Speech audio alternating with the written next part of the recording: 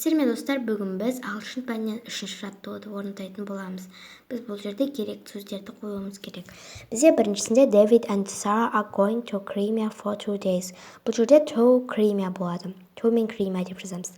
Екіншісінде I'm not going to go up the tower. Бұл жерде am болады, яғни мына қысқартылып жазылған түрі am. Үшіншісі we are going to visit the library. Бұл жерде are, сосын going деген сөз жазамыз. Төртіншісінде you are going to have a great time. Бұл жерде are болады, содан кейін have болады. Are мен have. Енді бесіншісі he is going to eat бешбармақ.